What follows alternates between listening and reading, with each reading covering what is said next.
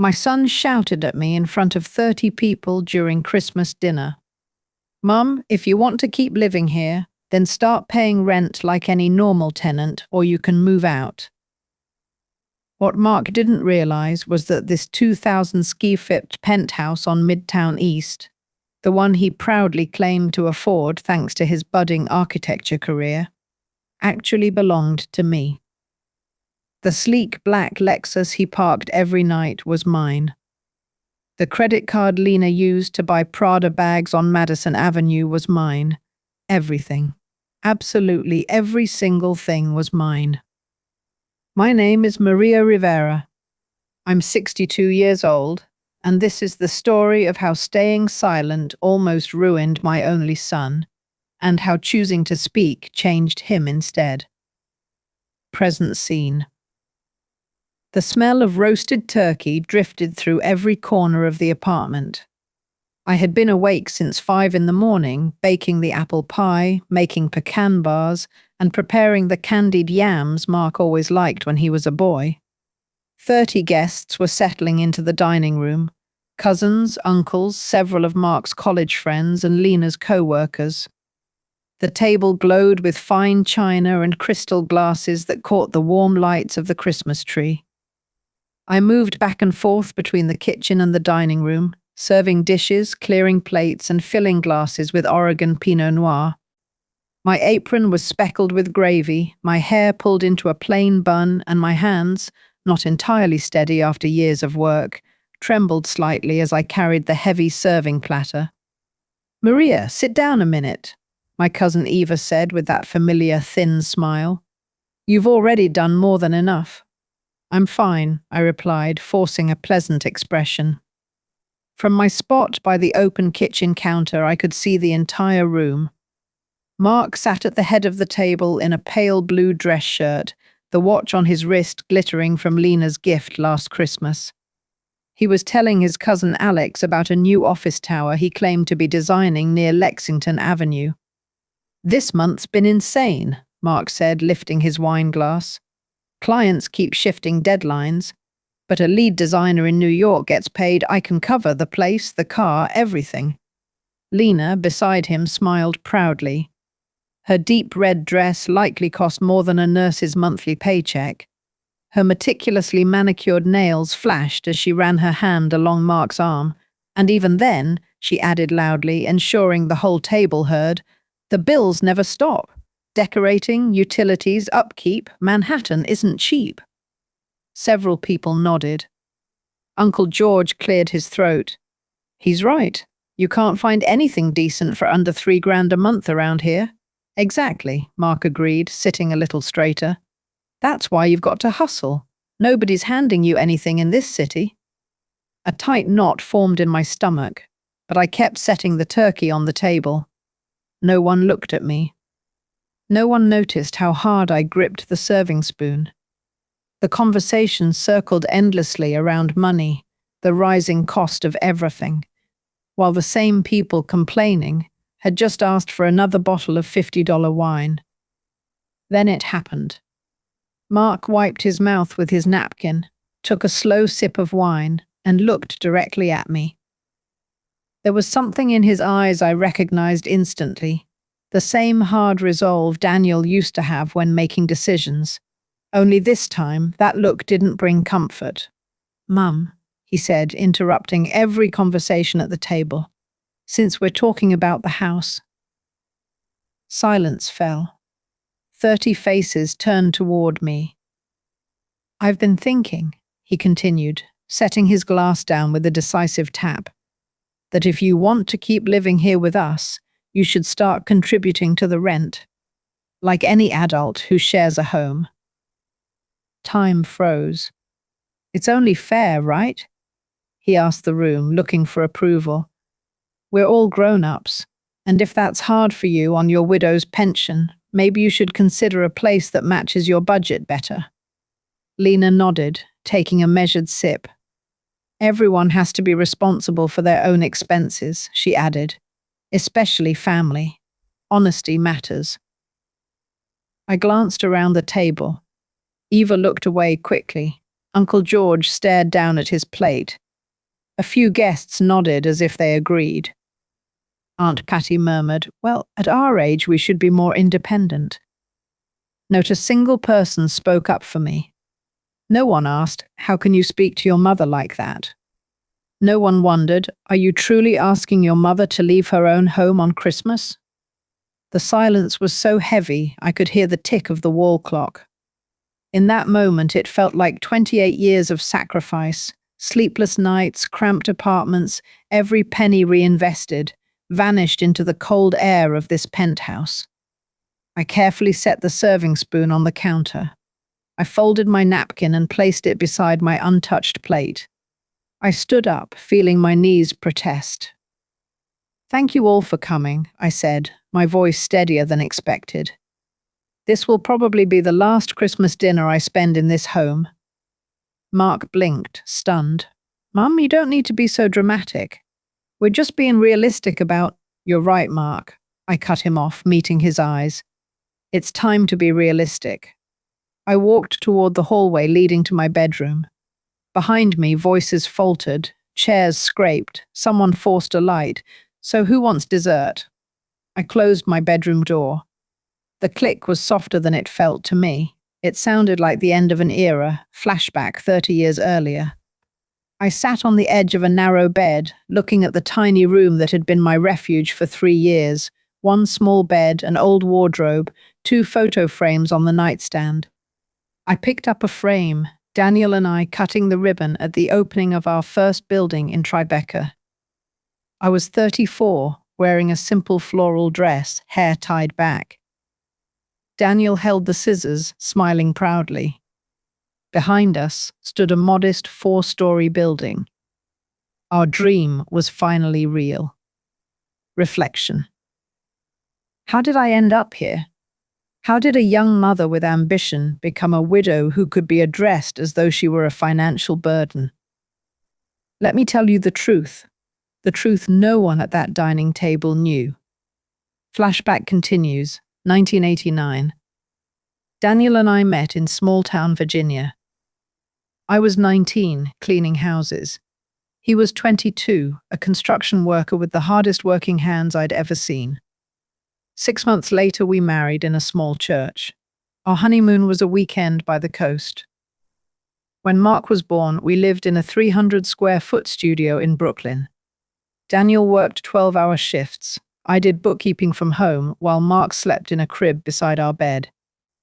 Every dollar went into a metal box under the floorboard. No luxuries, no trips, just work and one dream: own our first property. It took 12 years. 12 years of counting coins. 12 years of signed no to nights out. 12 years of buying second-hand clothes. 12 years of renovating every apartment ourselves while Mark toddled around with toy tools. In 1995, we bought our first apartment. 460 square feet in Tribeca for $47,000. We renovated it ourselves. Daniel handled plumbing, I painted. We rented it out for $400 a month. That money went into another box, then into another building, and another. Daniel had a gift. He could look at a worn-down building and see what it could be. I had my own, turning every dollar into 2 in the ledgers. By 2003, we had bought our 5th building. Our lawyer advised forming a company. We named it Rivera Holdings. Daniel liked how steady it sounded. We survived the 2008 crisis while others panicked. We bought carefully, slowly building a portfolio. By 2010, Rivera Holdings owned dozens of buildings. Then, one grey Tuesday in November 2017, Daniel pressed a hand to his chest while studying blueprints. "Murray," he whispered before collapsing. "A massive heart attack," the hospital said. Back to the present. I opened my nightstand drawer and pulled out a manila folder. Inside were documents no one at that table had ever seen. Articles of incorporation, Rivera Holdings LLC. Stock certificates, Maria Rivera, 85%. Executive Director, James Torres. Property contracts, penthouse, East 70th Street, 234. Owner, Rivera Holdings LLC. Vehicle registration, Lexus ES, registered to Rivera Holdings LLC. Authorized user, temporary, Mark Rivera. Credit card, primary holder, Maria Rivera. I turned each page slowly. Each document reminded me of what I had created and what I had let Mark assume belonged to him. 3 years earlier, Mark had finished architecture school and landed a job that paid well for someone his age, $2,800 a month, respectable, but not enough for the lifestyle he imagined. One afternoon, he came to the Rivera office. I usually kept a small workspace at the back while James handled the public side as executive director. I opened Rivera's system on my computer. We have a vacant penthouse on East 70th Street, I told him, 2,000 square feet, renovated not long ago. The market rate is around $3,600. Mark's eyes widened. Mom, that's way out of my range. I'll give it to you for $1,400, I said. An internal discount, family rate. He brightened instantly. Are you serious? But don't you need it? I'm fine in my little place in Tribeca, I lied. The truth, that apartment also belonged to me. I preferred modest things. You're young, you should start life in a good home. He signed the lease that same week. Lessee, Mark Rivera. Lesser Rivera Holdings LLC. He never questioned who actually controlled the company. 2 months later, Lena entered his life. A lifestyle creator with a curated online image and a taste for luxury. Her posts inside the penthouse praised Mark's impeccable taste. After they married, I gave Mark an additional credit card linked to my account. Only for emergencies, I warned, real emergencies. But emergency quickly translated into lavish nights out. Necessary expenses became designer shoes and boutique spa weekends. I paid the statements quietly, $600 here, $1,200 there, $3,300 on a spontaneous trip to Miami. When Mark asked James if he could borrow a company car to appear more professional during client meetings, James drafted the paperwork and I approved it. Just temporary, I reminded him. 3 years later, the Lexus still sat in the garage under Mark's name tag. Back to the present. It was 11:40 p.m. on Christmas night. Outside, faint fireworks lit the skyline. I dialed James on speed dial. James, it's Maria. Maria, Merry Christmas, is everything all right? His voice held concern. James had been Daniel's right hand for years. After Daniel passed, James became the only person who understood the breadth of what we had built. I need you to gather all documents related to Mark first thing tomorrow, I said, staring at the lease framed on my wall, the car authorization, the credit card bills. A long pause followed. Maria, are you absolutely sure about this? Yes, I said calmly. It's time he understands what independence, his favorite term, truly means. I walked to the closet and pulled out my old suitcase. Its zipper stuck slightly before sliding open. I packed 3 blouses, 2 pairs of pants, a sweater, undergarments, and my most comfortable shoes. Everything fit into half the suitcase. I stared into the mirror.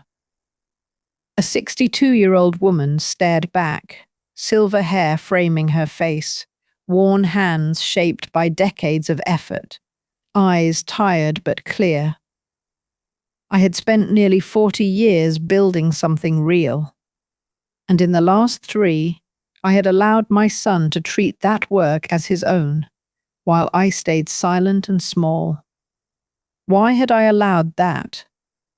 Because I wanted him to feel capable, because I wanted him to feel proud, because I believed giving without limits would create gratitude. I was wrong. Love without boundaries isn't love, it's silent permission. I closed the suitcase. The zipper's sound felt like sealing a decision. I slipped my wallet, keys to my real apartment, and my phone into my purse and opened the bedroom door. Laughter and music drifted from the dining room. They had resumed celebrating, assuming I would cry it out and return apologetic and small in the morning. I rolled my suitcase down the hallway. The wheels thudded softly over the wood floor, cutting through the music. Every conversation stopped. 30 faces turned toward me. Lena was the first to speak, wearing that faint, polished smile. Maria, please don't be dramatic. No one said you had to leave. We were just having an honest, grown-up discussion. I cut her off. You're right, Lena. It's time all of us act like adults. Mark stood up, his face flushed. Mum, where are you going? I didn't say you had to leave tonight. I only wanted you to understand. Oh, I understand perfectly, I said, steady near the front door. I understand that you think this home is yours, that the car is yours, that everything you enjoy came solely from your own hard work. Because it did, he insisted. Lena rose too. Mark works harder than anyone I know. He wakes up early, stays late, no one handed him anything. I looked straight at her. I could have shown the contracts, revealed the truth, thrown the entire truth at her feet. But I remained silent. Because shouting teaches nothing, consequences do. You're right, I said calmly. Nothing is free. You'll both learn that soon enough. I opened the penthouse door.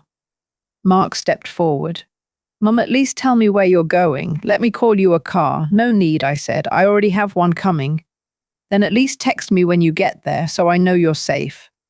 I met his eyes, the same eyes I once watched light up over toy blueprints. When it's necessary, I will, I whispered. Merry Christmas, Mark. I closed the door behind me. The hallway outside was quiet, lit with cool recessed lighting. I rolled my suitcase toward the elevator without looking back. For the first time in 3 years, I breathed without a weight on my chest. The elevator doors opened. Robert, the night doorman, looked startled. Miss Rivera, heading out this late? Robert, I said gently, if anyone comes to pick up the black Lexus in the next few days, the one in spot 9, please let them in. They're authorized. His brows lifted, but he nodded. Of course, ma'am. Outside, a black Lincoln waited. Not a taxi. A Rivera Holdings Company car, driven by Miguel, one of our longtime employees. Good evening, Miss Rivera, he said, taking my suitcase. Heading to the West End Avenue apartment? Yes. Manhattan at night passed by my window, glowing storefronts, bundled tourists, snowflakes drifting lazily past streetlights. This city, my city, had been built piece by piece, contract by contract, sacrifice by sacrifice. And somewhere along the way, I had disappeared from my own story. We turned onto West End Avenue.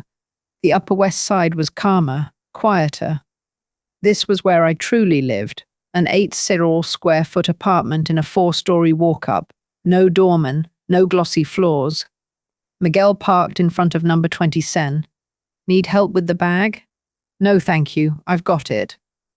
I carried my suitcase up the narrow stairs, no elevator, and unlocked the door. The apartment smelled gently of dust, like a place seldom used. I set my suitcase down and sat on the couch. Silence wrapped around me. No music, no accusations, no son telling me to pay rent.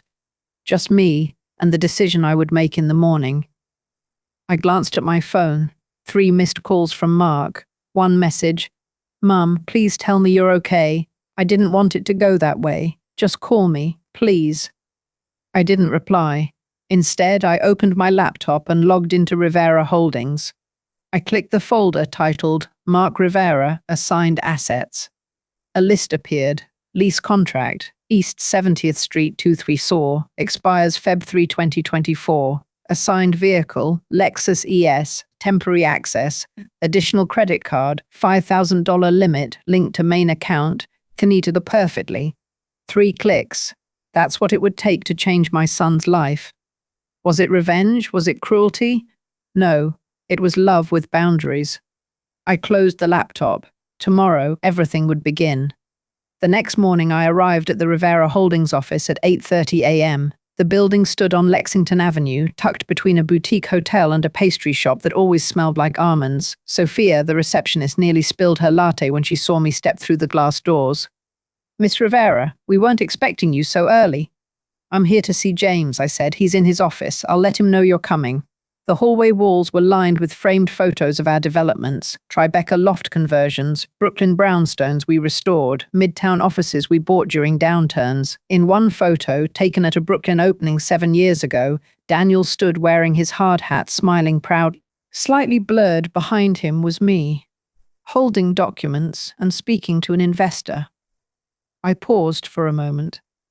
For decades, that had been my role. Present, working, but never the face of anything. I knocked on James's office door. "Come in." He stood when he saw me. James Torres, always impeccably dressed, with silver strands at his temples and a calm steadiness about him. "Maria." "Sit, please." Instead, I walked to the window. The city below was already humming with traffic.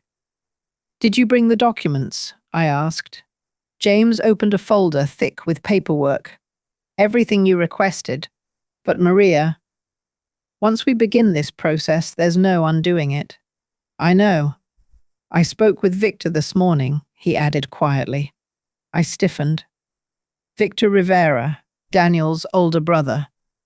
A man who once tried to steal our first building deal by forging Daniel's signature. A man who hadn't forgiven me for exposing him. "What did he want?" I asked. James hesitated. He said this is what happens when a woman runs things with too soft a heart, that you let Mark get away with too much. My jaw tightened. Victor had always believed weakness came disguised as kindness. "Tell him," I said coldly, "that softness built more than his ego ever did." James gave a small, knowing nod. "Let's proceed," I said, finally sitting. He slid the folder toward me. The first document, non-renewal of residential lease. The penthouse contract ended on February 3rd, fully within our rights not to renew. The second, vehicle retrieval notice. Rivera Holdings revoked temporary authorization for the Lexus, effective immediately. The third, credit card cancellation, a single phone call.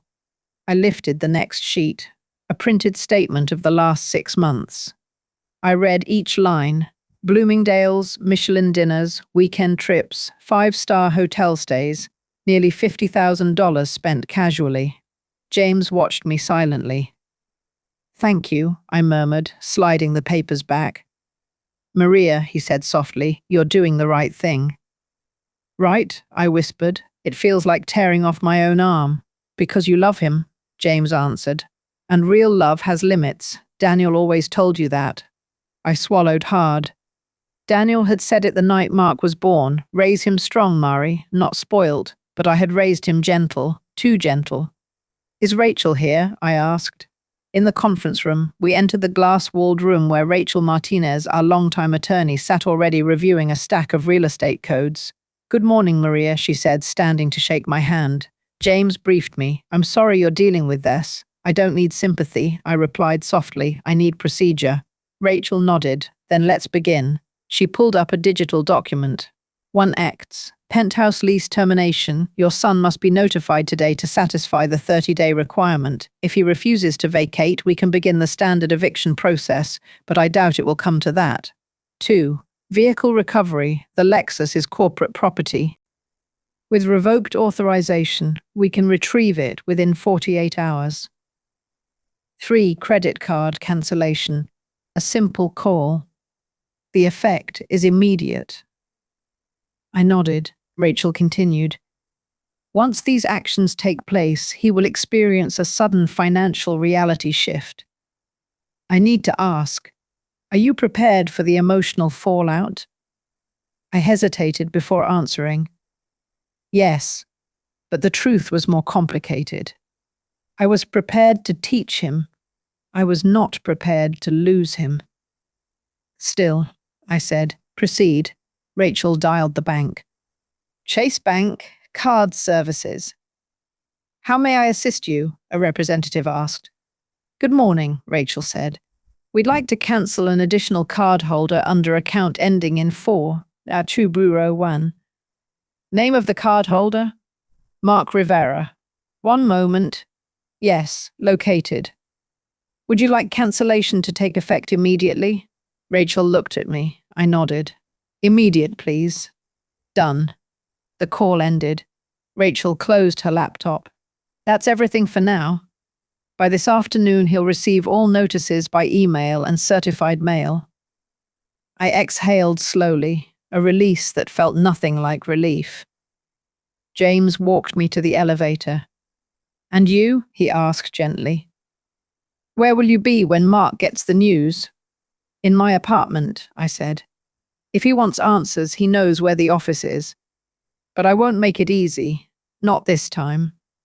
James hesitated. What if he goes to Victor instead? I stared at the elevator doors.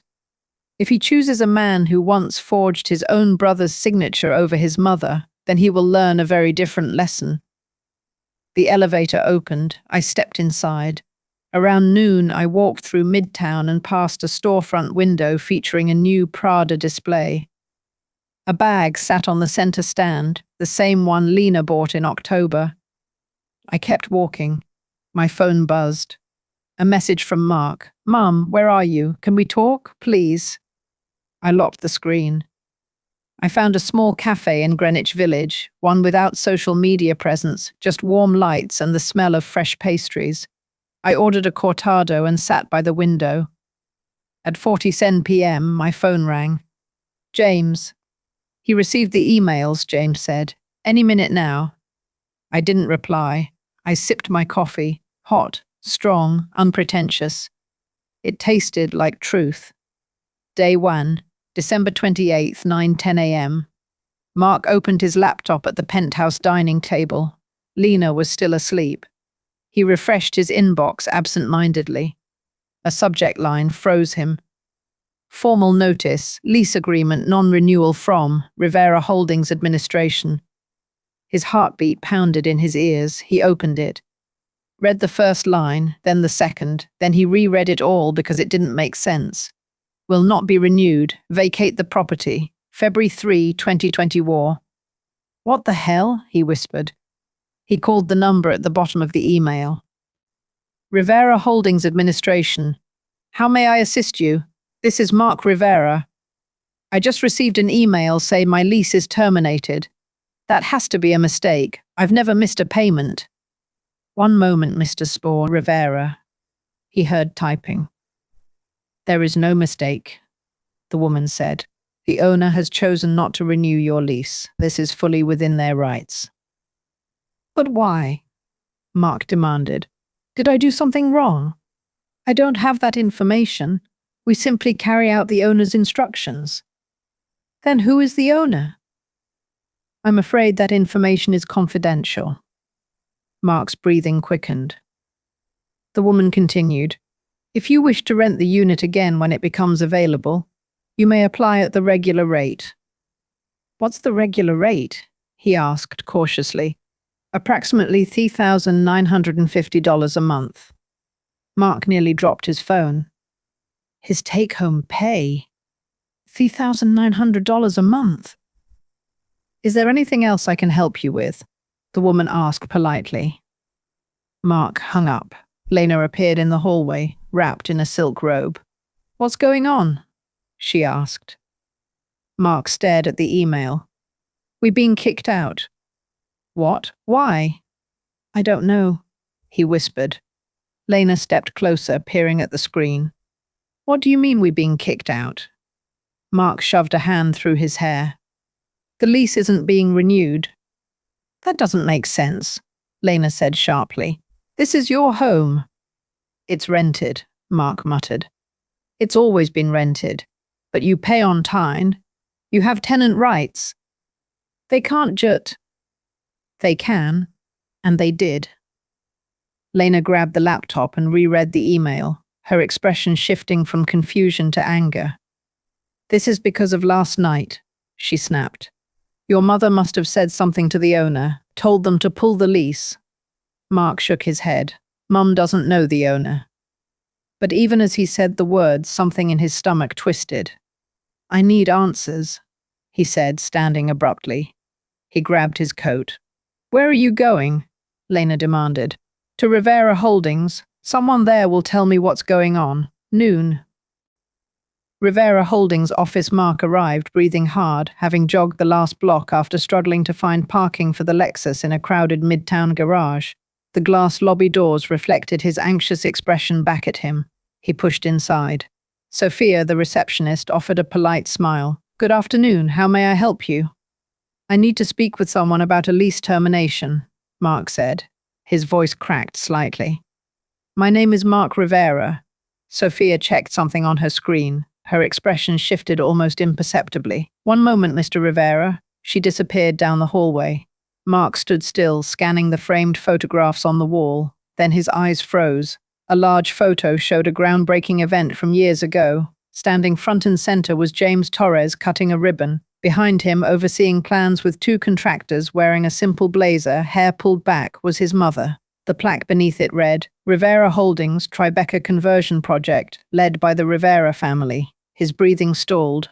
Before he could process it, James approached him. "Mark," James said gently, "come with me." They walked into James's office, which overlooked Lexington Avenue. James closed the door.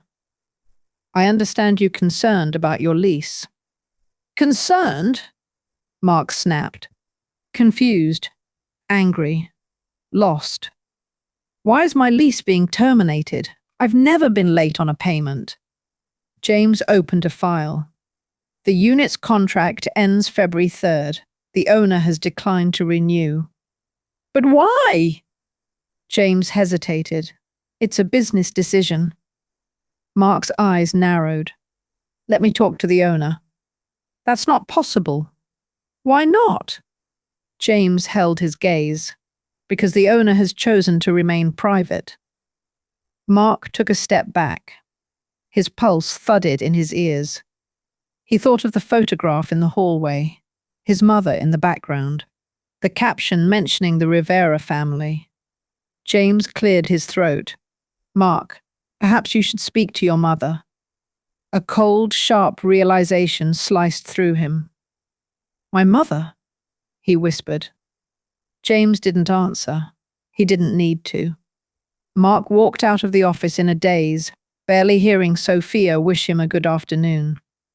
15 p.m.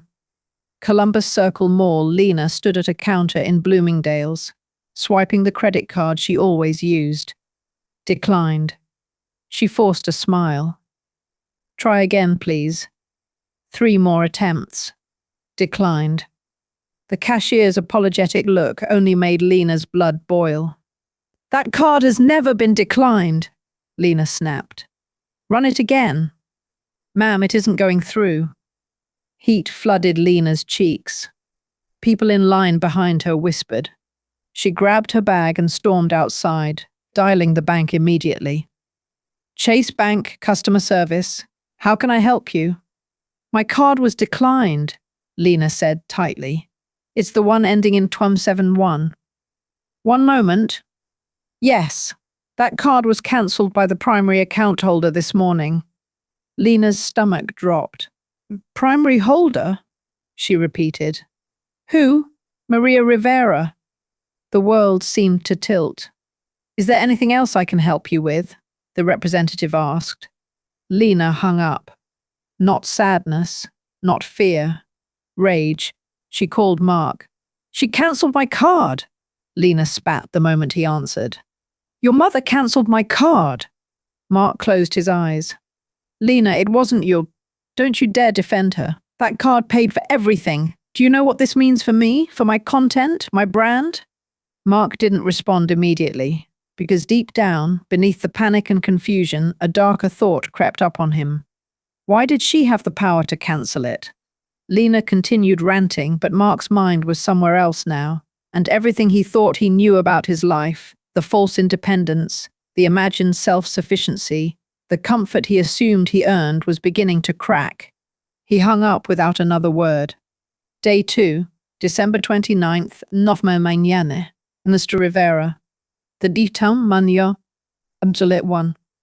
Ni du rapige pant. De tapie de dim de drivenally. Oh, we'll get memsi there as egg. Your signature is here. Mark stared at the paper. His own handwriting glared back at him. And if I don't hand over the keys? He asked quietly. Then we use the spare. But we'd rather not. Lena came rushing over. What is happening? They're taking the car, Mark said.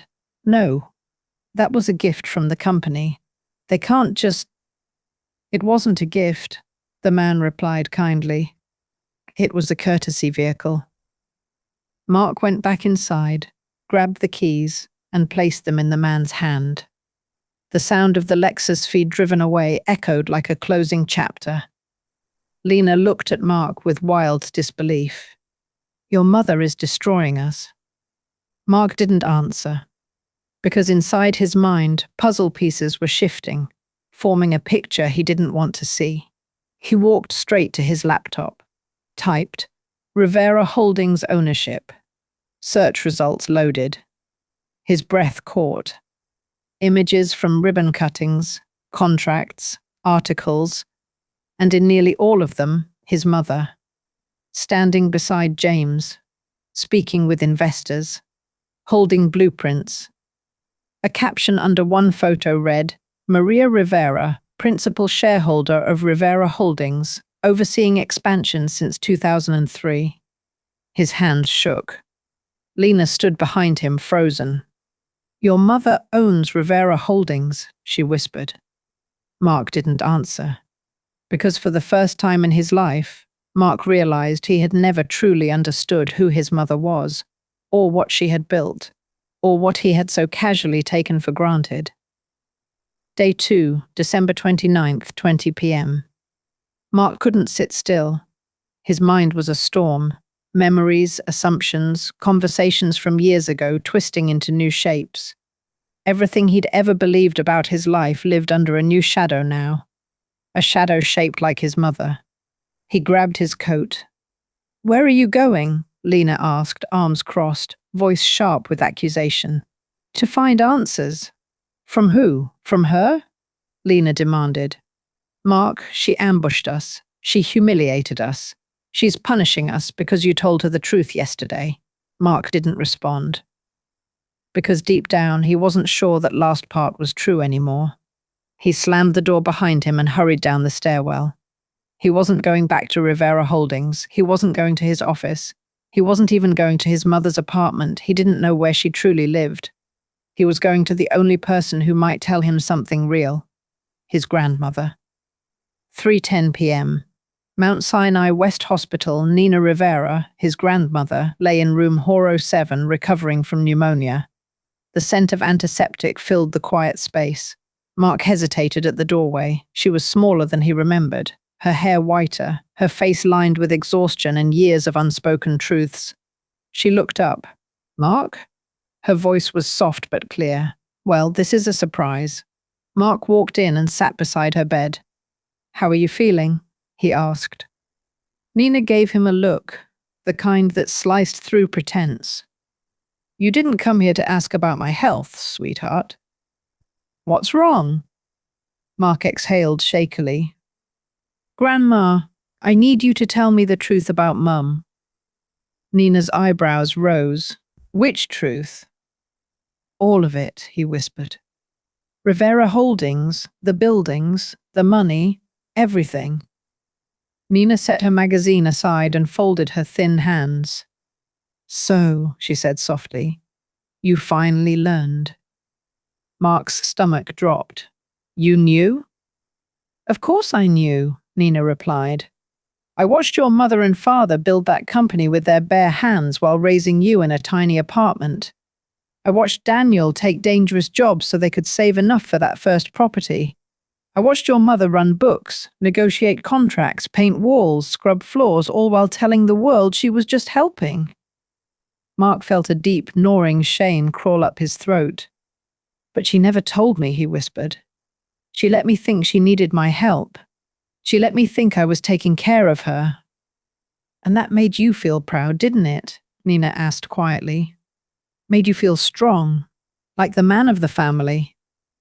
Mark didn't respond. He couldn't. Nina continued, her voice gentler now. Your mother stayed quiet because she wanted you to grow without leaning on wealth. She wanted you to feel capable. She wanted you to learn the way she and Daniel did. But she lied, Mark whispered. No, Nina corrected. She simply didn't volunteer information. That's not lying. That's a mother giving her son room to become something. Mark pressed his palms to his eyes. I humiliated her last night. Yes, Nina said simply. You did. He flinched. But understand your mistake is the first step. The second, she said, is accepting the truth. What truth? That Daniel had a plan for you, Nina said softly, a very specific one. Mark looked up. Daniel wrote you a letter before he died, Nina revealed. Your mother never gave it to you. Mark's breath caught. What? She didn't give it because the letter asked something of you, Nina said, something difficult. Mark leaned forward. What did it say? Nina reached into the drawer beside her bed and pulled out a folded sheet of paper, yellowed slightly, edges softened with age. She handed it to him. Mark opened it carefully. The handwriting was unmistakable. His father's. Mark, if you are reading this, it means you are old enough to build your own path. Your mother and I built everything from nothing, but it costs a person something to hand that to their child too soon. I want you to learn work the way I did, to feel what it's like to build something with your hands and your mind, not with inheritance. You will inherit our world only when you can stand outside of it without falling. Mark's vision blurred. He kept reading. Take care of your mother.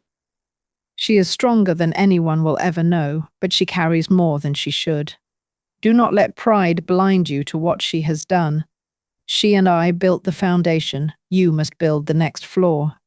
The signature, slightly uneven. Daniel Rivera Mark's hands shook. Tears blurred his vision.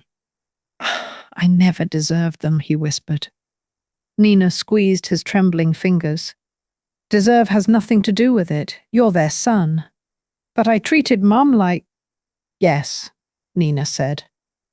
And now you climb out of that mistake the way they climbed out of Brooklyn, one honest step at a time. How do I even begin? Mark whispered. By starting from zero, Nina replied. The same way your parents did. No shortcuts, no reliance on the company, no help from your mother. Stand on your own feet, build with your own hands. Mark inhaled slowly, nodded once. Okay, he said. I'll do it. Nina's eyes softened with pride. There's one more thing, she added. Victor knows what's happening. He might reach out. Mark stiffened. Don't trust him, Nina said firmly. Victor never believed Daniel should have succeeded, and he certainly won't want you to. Mark nodded again. He finally understood. This wasn't debt a fall, it was a beginning. Day 10, January 11th, Mark stood in front of a worn 8-story building in Queens. The paint peeled from the bricks. The entry buzzer was broken. A faint smell of old radiator heat hung in the air. This is Unit 15, the real estate agent said, jangling keys. 460 square feet, 1 bedroom, no elevator, heats included, rents $860. Mark nodded. He could afford it. Barely. Lena stood beside him, arms tightly crossed.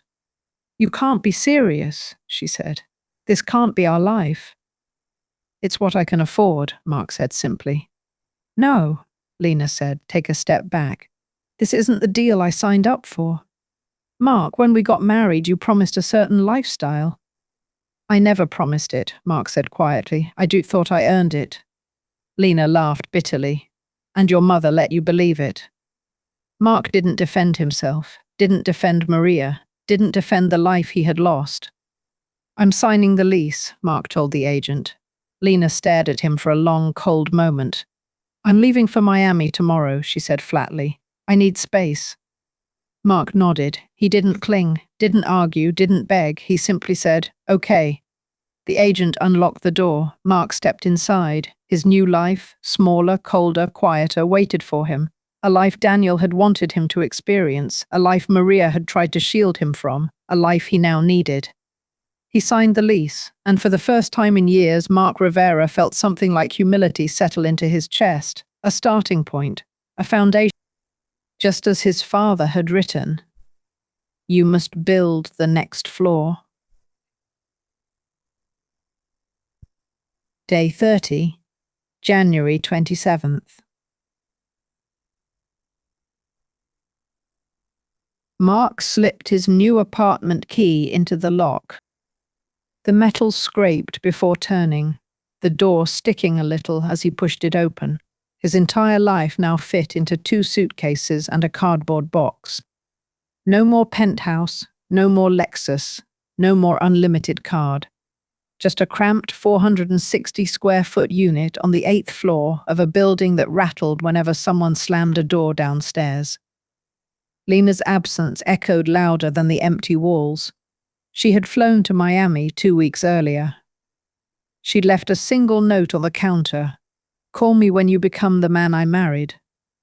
He hadn't called, and she hadn't returned. He set his bags down, exhaled, and looked around. A tiny stove, a refrigerator that hummed unevenly, a living room barely big enough for a small couch, a narrow window overlooking the brick wall of the next building. It was pathetic, and yet strangely grounding, the kind of place his mother and father had once lived in, the kind of place Daniel would have called a good starting point. Mark rubbed his eyes and sank onto the bare floor. The cold seeping through his jeans reminded him he still needed furniture, but he had more urgent problems. His architecture firm had reduced his hours after he arrived late twice in 1 week, both time dealing with fallout from the lease, the car, and Lena's sudden departure. He had been scolded by his supervisor. "You're talented, Mark, but distracted. Get it together or this firm will move on without you." He clung to the job by a thread. He needed money, he needed stability, he needed direction. And then he remembered Nina's words, "You start from zero, the same way they did." Day first foi in much before in 8th February 8. Mark heated instant noodles in a scratched pot. The steam fogged the narrow window. As he ate cross-legged on the floor, his phone buzzed, a number he didn't recognize. "Hello, Mark Rivera?" a warm male voice asked. "Yes, my name is Andrew Viena. I run a small firm in Brooklyn, Viena Housing Group. We focus on community projects. Your father worked with me years ago." Mark froze. "My father?" "Yes. Daniel was one of the best builders I ever met, knew how to read a structure just by tapping the beams. I saw your portfolio online. You have talent, raw but real. I was wondering if you might be open to part-time work on a Staten Island renovation project. Pays modestly, but the work matters." Mark blinked hard, swallowing something tight in his throat. "Yes," he said, "I'm very interested." "Good," Andrew replied. "Be on site Monday. Bring sturdy boots. This isn't desk-only work, you'll get your hands dirty." Mark looked around his tiny, sparsely furnished apartment. Dirty hands didn't sound like punishment, they sounded like a beginning. Day 55, February 21st. The Staten Island morning air bit sharply at Mark's cheeks as he stepped onto the construction site. Old factory buildings stood in uneven rows, the bricks chipped, the roofs sagging. Several workers hauled materials while Andrew pointed at blueprints clipped to a board. "Mark," Andrew called out, "come here. Let me show you the first unit we're gutting." Mark joined him. The interior looked like a skeleton. Exposed beams, cracked flooring, rusted pipes. "This," Andrew said, "will be a 500 square foot apartment. Affordable, dignified. Something the neighborhood hasn't seen in 20 years. Mark nodded slowly. He felt something settle inside him, a sense of purpose he hadn't known he was missing. Andrew continued, "I knew your father well. He believed buildings weren't meant to impress people. They meant to give them a place where they feel human. I see that same potential in you." Mark looked down, humbled. "Thank you," he whispered. Then Andrew handed him a measuring tape. Start here. For the next 6 hours, Mark measured beams, sketched layouts, took notes, and hauled materials. His hands blistered, his boots were coated in dust. He was exhausted, he was sore, he was fulfilled. Day Centi, March 8th. Mark's apartment now had a mattress on the floor, a thrifted table, and 2 mismatched chairs he'd found on the curb. He cooked simple meals, rice, eggs, pasta.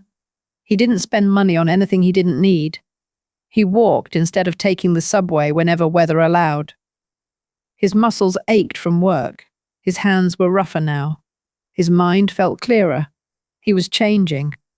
Not quickly, not dramatically, but steadily. And then, one evening, after an especially long day on site, someone knocked on his door. He opened it. His neighbor, an older woman in a floral sweater, smiled sweetly. "Hello, dear. I'm Rose. Apartment scene. I made too much spaghetti. Would you like some?" Mark blinked. Human kindness felt foreign after weeks of isolation. "Are you sure?" he asked. "It's either you or my cat," she said, "and he's had enough." Mark smiled genuinely for the first time in weeks. "I'd love some, thank you." Over dinner, Rose talked about her late husband, her grown children, the neighborhood gossip, and her obsession with old jazz records. Mark mostly listened. It was the most peaceful 2 hours he'd had since Christmas. When Rose left, she said, "You remind me of someone. A woman I used to see on the subway years ago. Always carried blueprints, very determined, very tired." Mark knew instantly who she meant. "My mother?" he whispered. "Maybe." Rose smiled. "Whoever she was building something. And so are you." Day 90, April 1st. A cold rain fell as Mark stood under scaffolding at the Staten Island site. Andrew approached, holding a binder. "I've been reviewing your sketches," he said. "You think differently. You're blending modular design with low-cost materials better than some senior architects I've worked with." Mark looked down. He wasn't used to praise. Andrew continued, "I want you to draft a proposal, a full-scale version of what we're doing, but multiplied. Think 100 units. 100 a whole development." Mark's eyes widened. "Me? Why?" "Because you see what these families need," Andrew said simply. "You lived their life the last 2 months. You understand the emotional blueprint." Mark swallowed hard. He thought of his mother, her long nights, her quiet sacrifices, her worn hands. He nodded. "I'll do it." Day 110, April 20th, Mark spread blueprints across his small table. A lamp flickered overhead. The room smelled faintly of coffee and pencil shavings. He was building something real, something his father might have been proud of. And late that night, exhausted but hopeful, he typed a message he never expected to send. "Mom, I don't expect forgiveness. I just want you to know I'm learning. I'm working. And now I understand. I love you." Mark, he didn't expect a reply. But 10 minutes later, his phone buzzed. A message from James. "Your mother read your message. She says she is well and that she is proud you found honest work. Keep going. She'll reach out when the time is right." Mark stared at the screen for a long time. He hadn't cried in years. But he cried then, quietly, relieved, grateful. For the first time in his adult life, Mark Rivera felt like he was becoming the man his parents had hoped he would be. Day 150, May 30th. The Staten Island site buzzed with the sound of drills, hammers, and men calling measurements across open frames. Mark wiped sweat from his brow and double-checked the alignment on a support beam. His days now followed a rhythm Daniel would have understood. Wake early, work with his hands, study at night, repeat. He felt it in his spine, in his shoulders, in the new calluses across his palms. the kind of tired that felt like progress. But some lessons arrived heavier than others. "Mark," Andrew called, stepping out of a half-finished stairwell. "Come here, we need to talk." Mark jogged over. Andrew held 2 invoices in his hand, brows furrowed. "You ordered insulation from Briargate Materials, right?" Andrew asked. "Yes." "They promised fair pricing," Andrew exhaled. "Well, they delivered cheap filler instead. Look at this." He pointed at the receipts. Briargate had swapped out the contract-grade insulation for lower-quality sheets, pocketing the difference. "It's fraud," Andrew said. We wouldn't notice." Mark felt anger flare in his chest. "I'll confront them," he said. "We can't let them." Andrew shook his head. "I already called them. They said they could fix the mistake if we add a fee and skip the paperwork." Mark blinked. "That's a bribe." Andrew nodded. "Yes, and I'm not taking it." Mark tightened his jaw. "Neither am I." "Good," Andrew said, clapping a hand on his shoulder. "But be prepared. Rejecting them means delays, maybe weeks." "We can't use low-grade insulation," Mark said firmly. "It compromises everything." Andrew smiled. "That's exactly what your father would have said." Mark swallowed hard. It was the first time someone had compared him to Daniel without pity. Day 160, June 9th. Inside his apartment, Mark spread new sketches across his small table. The project had ballooned into something larger, a modular system of 120 affordable units, designed to transform unused industrial land into sustainable housing. His pencil moved with purpose. He knew the constraints, he knew the pitfalls, and for the first time he understood the people who would live there. People like him, people like his parents, people who needed something dignified.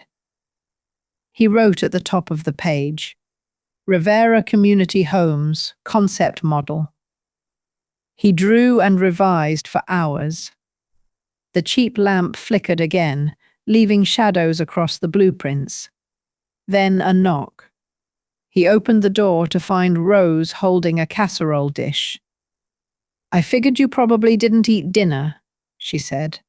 "You work too late." Mark laughed softly. "Is it that obvious?" She stepped inside without waiting for an invitation. "You're trying to build something," she said, setting the dish on the table. "That takes hunger. Spiritual hunger, but the physical kind still matters." She glanced at the blueprints. "This looks big." "It is big," Mark admitted, "but I'm still not sure anyone will listen to me. I'm just starting over." Rose tapped the edge of the blueprint. "So did your mother." Mark paused. Rose continued, "I don't know her well, but I know that people who build quietly build the strongest things. She built in silence so you could speak loudly one day." Mark stared at the lines and measurements. "I hope I can make her proud," he murmured. Rose smiled. "You already are, kid." Day 175, June 24th. Andrew called Mark into his office, a repurposed storage room with mismatched chairs. "I showed your concept to someone," Andrew said. Mark stiffened. "Who?" "An investor group that funds social housing, small but serious." "You showed them my idea?" Mark asked, startled. "You're onto something powerful," Andrew said. "They want a meeting, August 10th. You'll present in person." Mark's heart raced. "That's 7 weeks away." "Plenty of time," Andrew grinned. "But listen, you must be perfect. Investors don't take chances, especially on someone young, and especially on someone with your last name." Mark blinked. "Because of Mum?" "Because Rivera Holdings is a giant," Andrew said gently. If you want to stand on your own, they need to see your work, not your family. Mark nodded slowly. He understood. For the first time, the name Rivera felt both heavy and motivating. Day 200, July 19th. Mark woke at 5:30 a.m. His apartment was stifling. His old fan could barely push the humid summer air. He splashed water on his face and sat at his table, staring at the latest revision. Dignified housing, New York 120 modular units. Projected cost, $9.8 million projected selling price per unit, 82,000. Estimated margin, 6.3%. Small margins, big impact. He practiced his pitch in front of the mirror, again and again, until the sun rose and the subway rumbled outside. He had never worked this hard in his life, not even for architecture school, not even when trying to impress Lena. This time, the work felt meaningful. This time, the work felt like his. Day 2010, July 29th. Mark spent the morning tightening beams at the Staten Island site and the afternoon revising his pitch. That evening, while reviewing cost breakdowns, he felt his phone buzz. A message from an unknown number. Be ready. They won't go easy on you. Mark stared. Only one person signed messages like that. Victor. He swallowed hard. Victor knew about the presentation, and Victor never reached out unless he wanted something. Mark didn't respond. He deleted the message, but unease curled in his stomach. Day 2025, August 20th. 2 days before the presentation, Mark laid out all his materials, blueprints, cost analyses, renderings, projected timelines, case studies. He rehearsed his lines until his throat grew dry. Then, late that night, he received a single message. From James. Your mother is aware of your upcoming meeting. She wishes you clarity and strength. That's all. Mark closed his eyes. Let the tension in his shoulders drain. Tomorrow would be the biggest day of his life. Not because of what he might gain, but because of who he had finally become. A builder, a worker, a man who had learned to stand on his own, just like Daniel wanted, just like Maria prayed for. And for the first time, Mark wanted it for himself too. He set an early alarm, took a deep breath, turned off the lights, and prepared to face the future he had rebuilt from the ground up. Day 2020 said, August 15th, 10:05 a.m. Mark stood outside the Rivera Holdings building on Lexington Avenue, gripping a worn black briefcase, a thrift store purchase from last month. He wore a second-hand navy suit that didn't quite fit him in the shoulders. His palms were damp, his throat dry. He had practiced this presentation hundreds of times, yet standing before the gleaming glass doors of the company his parents built, the company he once believed he had no connection to, felt heavier than any stage he had ever stepped onto. He inhaled, exhaled, stepped inside. Sophia at the reception desk glanced up. Recognition flickered in her eyes. Good morning, Mr. Rivera, she said, her tone far warmer than the last time he was here. They expect you on the 4th floor. 4th floor, where decisions were made, where futures were shaped, where Maria Rivera, the woman he once treated like an inconvenience, had quietly ruled for decades. Mark entered the elevator. The doors closed. His reflection stared back at him, leaner, paler, more serious, more human. The elevator chimed. He stepped out. A long hallway of frosted glass panels stretched ahead. At the end, a wooden door with a brass plate. Boardroom, Rivera Holdings, he knocked. Come in, a voice called. He pushed the door open and froze. At the head of the long oak table sat his mother, Maria Rivera, dressed in a charcoal blazer, hair neatly pinned, expression calm, unreadable. To her right sat James, to her left, Rachel. Further down the table were three executives Mark had never seen before. For a moment, Mark forgot how to breathe. Maria spoke first. Her voice was composed, professional.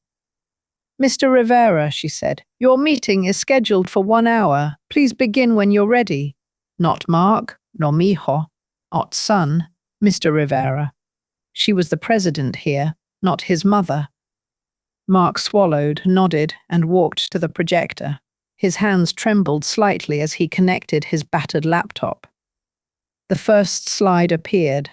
A vacant industrial lot, grey skies, empty space. "This," Mark began, "is land the city has overlooked for years, but I believe it can become something more, a community of dignified, affordable housing." He clicked to the next slide. Renderings of modular units filled the screen.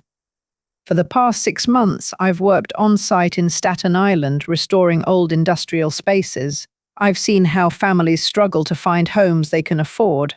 This project is designed for them." His voice steadied as he continued.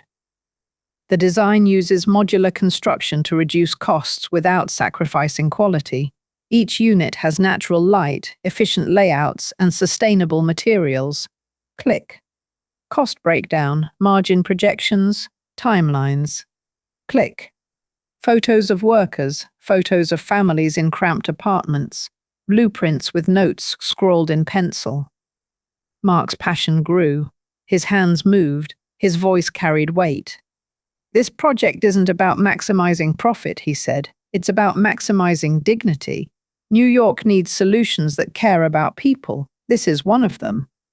He paused, then forced himself to meet his mother's eyes. "And I learned that from the people who built my city," he said softly. "From builders like my father, and from leaders who understand quiet strength like my mother." Rachel raised her brows. One of the executives shifted as if impressed. James hid a small smile. Maria's expression didn't change.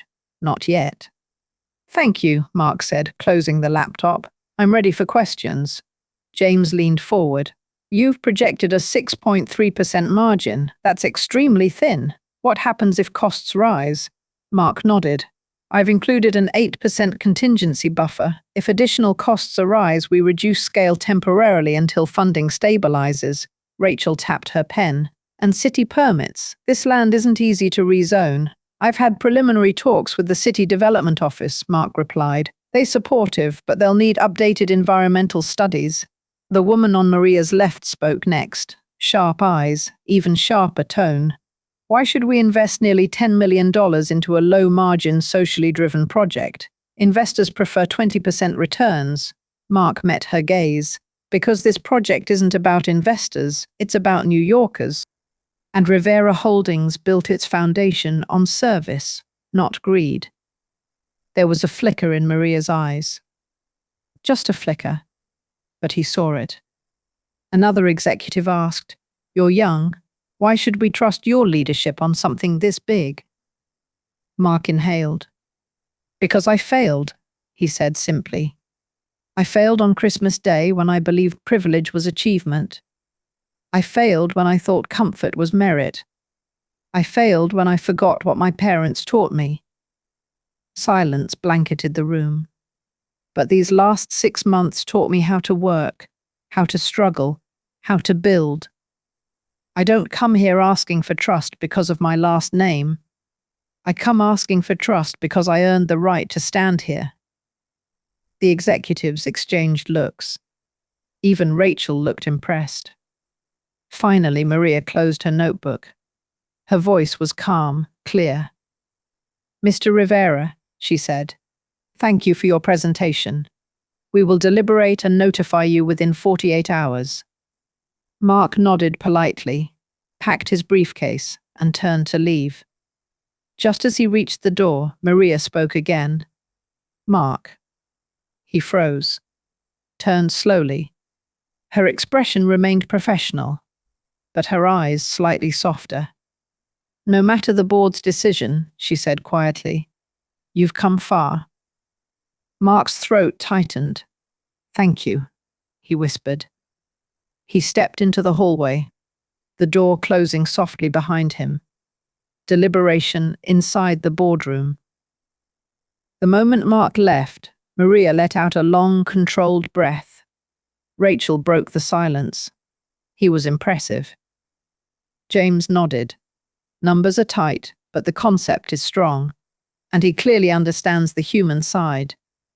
The sharp-eyed executive crossed her arms. The margin is almost non-existent. One setback could drown the project. Maria tapped her fingers lightly. Rivera Holdings has always carried a separate budget for social impact work, she said. This could fit there. And if it fails, the woman challenged. Maria held her gaze. Then we absorb it. Because leadership carries risk, and because the right projects aren't always the most profitable. James cleared his throat. I vote yes. Rachel nodded. Me too. The sharp-eyed woman hesitated. Then, yes, but only with strict oversight. Maria looked around. I approve as well, she said. Unanimous. She closed her notebook, then rubbed her temples. Her heartbeat felt uneven. A sharp pain briefly pressed behind her ribs. James noticed. Maria, are you all right? She forced a small smile. Just tired. But Rachel exchanged a worried glance with James. They had seen her push herself beyond reason before. And something about today felt heavier. Maria stood. Prepare the formal documents. Mark begins Monday. He'll report weekly to all of us, no exceptions. James nodded. Maria walked toward the door. Her hand trembled slightly as she reached for the handle. She steadied it, opened the door, left. If anyone noticed the slight sway in her step, they didn't mention it. Not yet, because none of them knew. Maria's body had been warning her for weeks, and tonight it would finally give out. Day 2020 said, August 15th, 11:50 p.m. The hallway of Maria's Upper West Side apartment was dim, lit only by the soft amber glow of a single lamp. The city outside hummed with distant sirens and late summer traffic. Maria sat alone at her small dining table, a stack of board documents to her left, untouched tea cooling to her right. She reread the meeting notes twice. She should have felt proud. Mark had spoken with conviction. He had shown humility. He had shown growth. But the tiny, persistent ache just beneath her ribcage pulsed again, a warning she had ignored for weeks. She pressed a hand to her chest, inhaled slowly, exhaled. She'd felt this tightness during late nights at the office, during long strategy meetings, even yesterday while climbing the subway stairs. Stress, she told herself. Just stress. Her phone buzzed. A message from James. He did well today. You should be proud. Please rest tonight. She typed back slowly. Thank you. I will. She didn't send what she really felt. I'm afraid something is wrong with me. Maria pushed herself from the table and moved toward her bedroom, but halfway down the hall, her vision blurred. Her hand shot out, gripping the wall. The ache in her chest sharpened. She blinked hard, tried to breathe. A moment later, her knees buckled. The floor rushed up to meet her. The lamp's glow dimmed at the edges of her vision. Her phone slipped from her fingers. She collapsed silently onto the rug. Everything went dark. Day 2028. August 16th, 15 a.m. Mark was awake in his apartment, unable to sleep. He kept replaying the pitch in his head, the boardroom, the questions, his mother's unreadable expression. Then his phone rang. Unknown number. He frowned and answered. Hello? Is the Mark Rivera? A calm voice asked. Yes. This is Mount Sinai West. We have your mother, Maria Rivera, admitted through emergency services. She is stable for now, but she asked for you.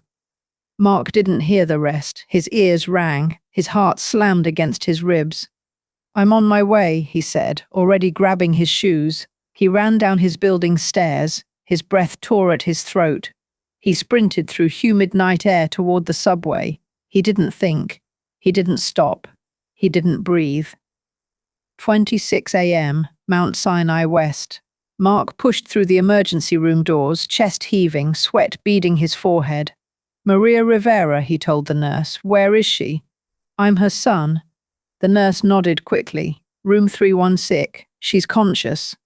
He rushed toward the elevators, hit the button 3 times, paced. Finally, doors opened. He stepped inside, stomach twisting with dread. When he reached room 316, the door was half open. He pushed gently. Maria lay in a hospital bed, pale under the sterile lights. Electrodes clung to her chest. An IV dripped beside her. A soft beeping filled the small room. James sat on a chair near the window, jacket off, worry etched deep into his face. He stood when he saw Mark. Mark barely registered him. He moved toward his mother, voice cracking. "Mum?" Maria opened her eyes, weak but clear. "Mark." He took her hand. It felt smaller than he remembered, colder. "What happened?" he whispered. James answered quietly. "She collapsed. Stress-induced cardiac episode. The doctors say it wasn't a full heart attack, but it was close." Mark swallowed hard. His chest ached. Maria squeezed his fingers weakly. "Don't look like that," she murmured. "I'm still here." Mark shook his head, tears slipping out. "Mum, I'm so sorry.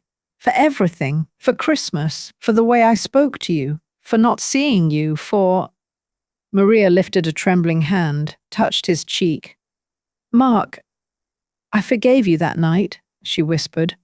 "I forgave you long before you asked." He bowed his head. "But I didn't deserve it," he said. "No one earns a mother's love," she murmured. "They just receive it." Mark exhaled shakily. "I want to make it right," he whispered. "You already are," she said. "Your work, your growth, your heart. I saw all of it today." Her breath hitched slightly. The monitor beeped faster. Mark's panic spiked. James stepped closer. "Maria, do you need—" She shook her head gently.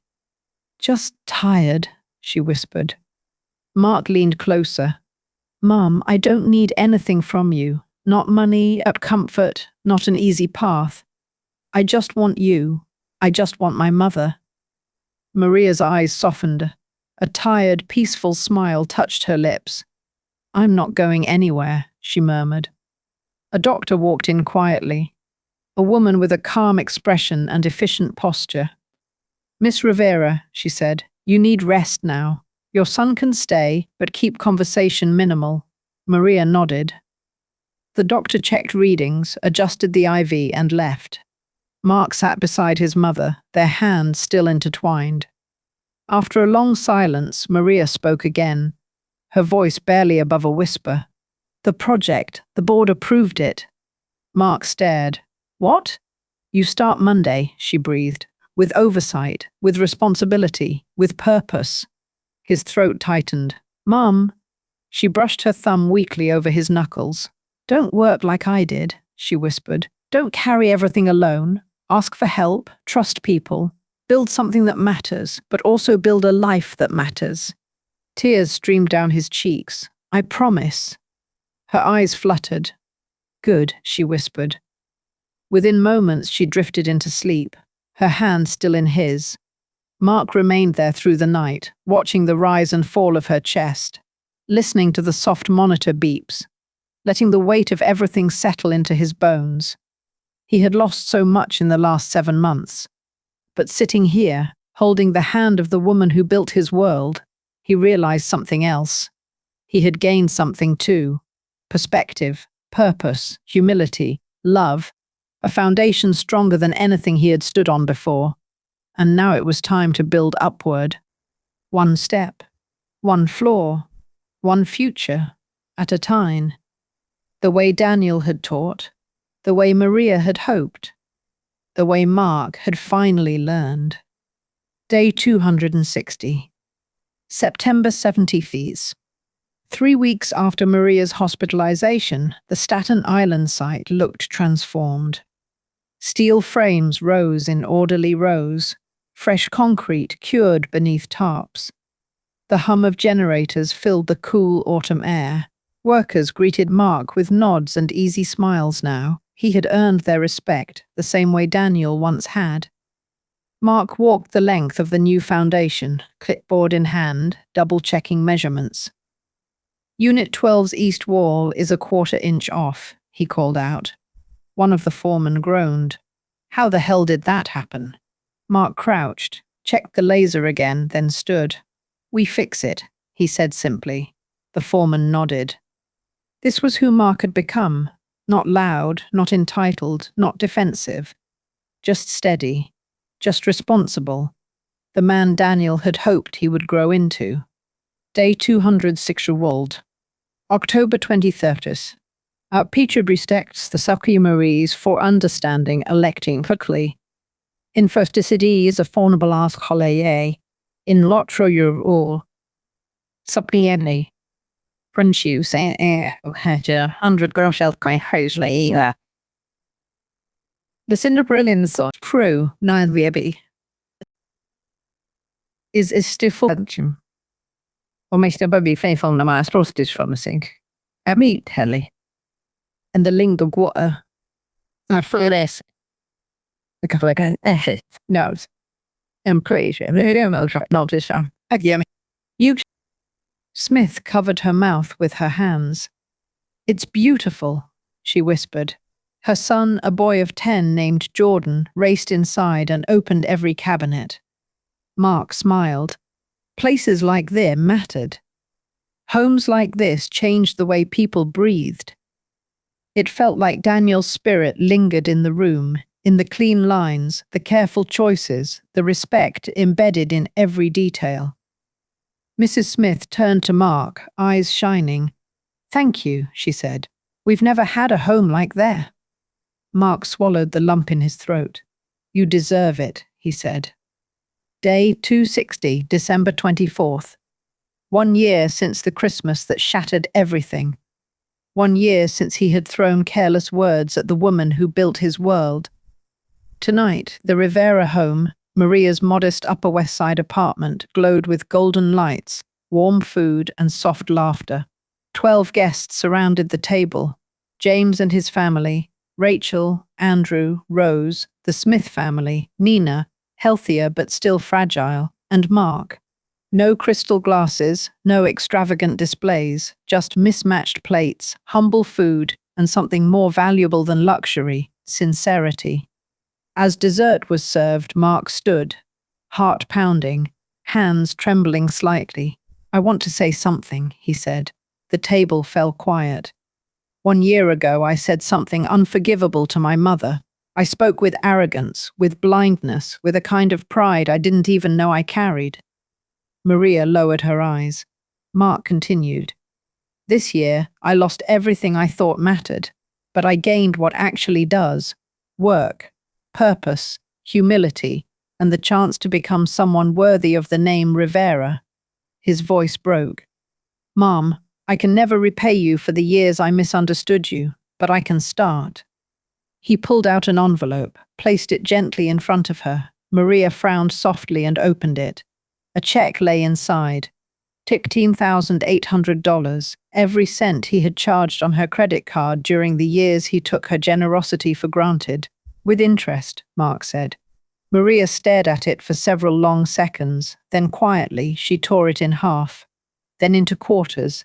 Then into tiny pieces that fluttered into the empty dessert plate. I don't want your money, she whispered. I want your character. And now I have it.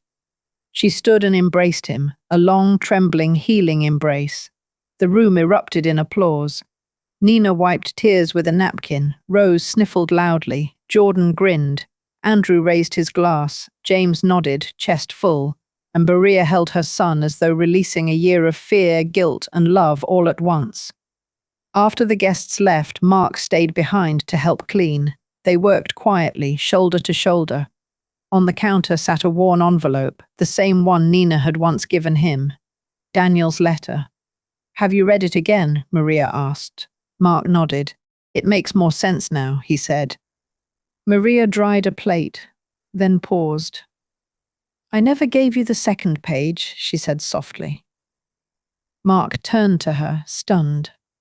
There was a second page? Maria opened a drawer and pulled out an aged, folded sheet. This was the part I wasn't ready to give you, not until I knew you could carry it. Mark unfolded it. Daniel's handwriting curved across the page. Mark, the world won't hand you meaning. You must build it, brick by brick, day by day. And the measure of a man is not the height of what he constructs, but the strength of what he stands on. Build wisely, build humbly, build with heart, and someday you will build something greater than anything I ever dreamed. Your foundation is love, your blueprint is choice, your future is entirely yours to raise. Signed, Daniel Rivera. Mark closed his eyes, a tear slipped down. Maria stepped closer. Your father believed in you, she said, even when you didn't believe in yourself. Mark wiped his cheek. And you? He asked quietly. Maria smiled. A mother always believes, but she also waits and watches and hopes. He nodded, then took her hand. Let's build the next floor, he said softly. She squeezed his fingers. Together, she whispered. 2029 opening ceremony of the Daniel Rivera Community Complex. A crowd gathered on a bright spring morning. 15 new buildings rose proudly behind Mark. 250 affordable homes, each one carrying the heart of the project that started with a single blueprint on his small kitchen table. Mark stood at the podium, now 40, hair brushed with early greys that suited him. Beside him stood Maria, nearly 70 now, steadier after her health scare but still vigilant. He looked at the crowd, at the families waiting to enter their new homes, at the workers who helped build them, at the team who believed in him, at his mother. He set aside his prepared speech. My father believed buildings weren't meant to show wealth, they were meant to give dignity, and my mother taught me that sometimes love must let you fall so you learn how to rise. Maria's eyes glistened. Mark continued. This complex is named for my father, but its spirit belongs to both my parents, to everything they built and everything they sacrificed. I hope these homes stand as proof that hard lessons can lead to beautiful futures. He lifted the ceremonial scissors, looked at Maria. Ready? He asked. Maria nodded. They cut the ribbon together. The crowd cheered, families surged forward, children laughed, cameras flashed. Maria leaned toward him. I'm proud of you, she whispered. Mark swallowed hard. Thank you, he said, for everything.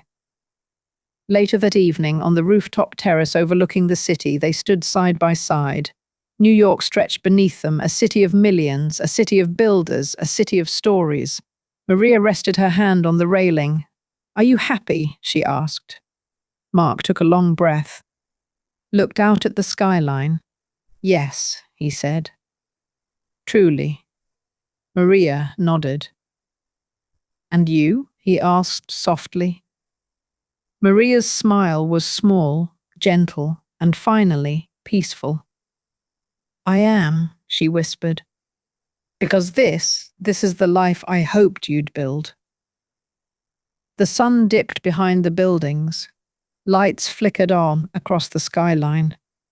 They stood together, mother and son, builder and foundation, stronger, wiser, whole. And in that moment, Mark understood. He had not merely rebuilt his life, he had rebuilt his legacy. One choice, one flaw, one act of love at a time.